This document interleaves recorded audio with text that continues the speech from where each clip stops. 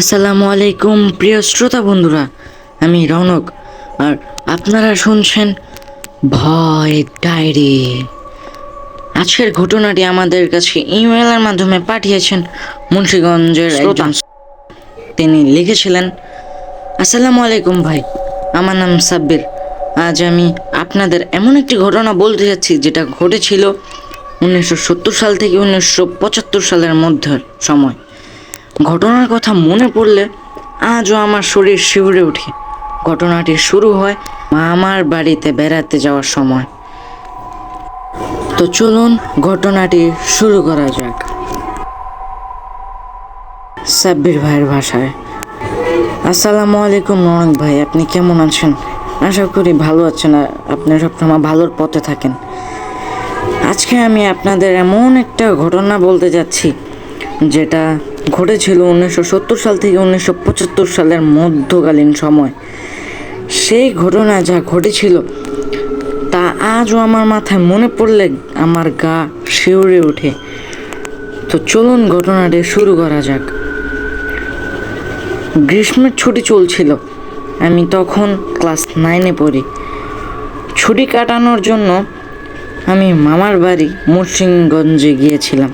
সেখানে আমার 2 মামতো ভাই আর এক বোন ছিল। আমরা সারাদিন একসঙ্গে ঘুরে বেড়াতাম। একদিন বিকালে সবাই মিলে বাড়ির পাশের জঙ্গলের দিকে হাঁটতে বের হলাম।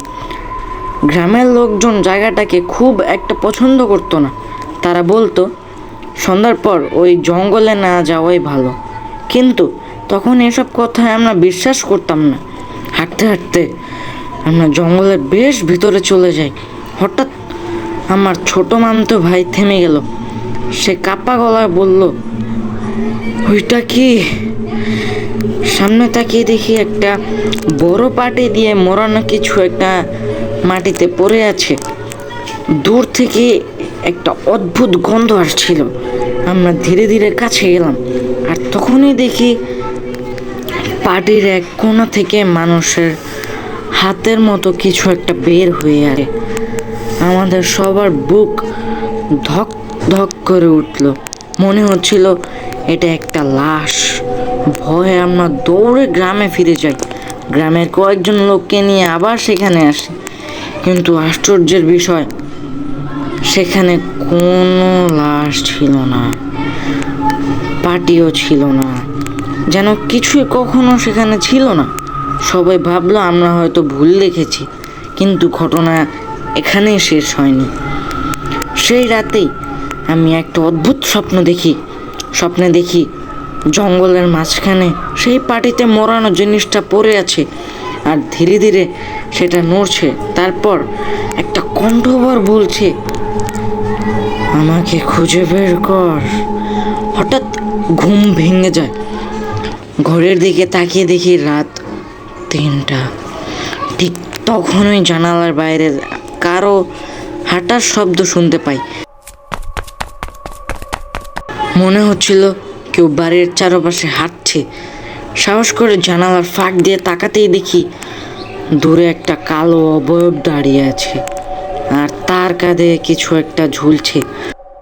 মনে হচ্ছিল পাটিতে মোড়ানো কোনো দেহ।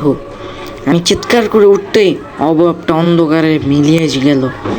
পরদিন সকালে আমি ঘটনাটি কাউকে বলিনি, কিন্তু রাত নামতেই আবার একই ঘটনা ঘটল। যে এবার জানালার নিচ থেকে ফিস ফিস শব্দ এলো, আমাকে খুঁজে বের কর। আমি ভয় কাঁপতে লাগলাম। পরদিন গ্রামের এক বৃদ্ধকে সব খুলে বলি।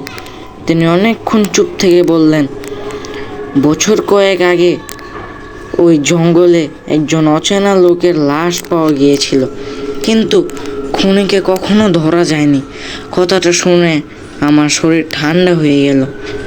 সেদিনও আমি মামার বাড়ি ছেড়ে চলে আসি। এরপর আর কখনোই সে জঙ্গলে যায়নি, কিন্তু আজও মাঝে মধ্যে স্বপ্নে দেখি ঘন অন্ধকার জঙ্গলের ভিতর একটা পাটিতে মোড়ানো দেহ পড়ে আছে আর ধীরে ধীরে সেটা আমার দিকে এগিয়ে আসছে। সেদিন আমরা আসলে কি দেখেছিলাম সত্যি কি কোনো লাশ ছিল, নাকি সবটাই ছিল কল্পনা? সেই প্রশ্নের উত্তর আজও আমার জানা নেই। তবে ওই জঙ্গলের পাশ দিয়ে গেলে আজও আমার বুকের ভিতর অজানা এক ভয় কাজ করে। তো শ্রোতা বন্ধুরা, এই ছিল মুন্সিগঞ্জের সাব্বিরের পাঠানো ঘটনা, পার্টিতে মরানো লাশ। গল্পটি কেমন লেগেছে তা অবশ্যই কমেন্টে জানাবেন, এবং আপনাদের কাছে যদি এমন কোনো ভৌতিক বা রহস্যময় অভিজ্ঞতা থাকে তাহলে আমাদের কাছে পাঠাতে পারেন। আমি রৌনক বিদায় নিচ্ছি আজকের মতো। ভালো থাকবেন, সুস্থ থাকবেন। আল্লাহ হাফেজ।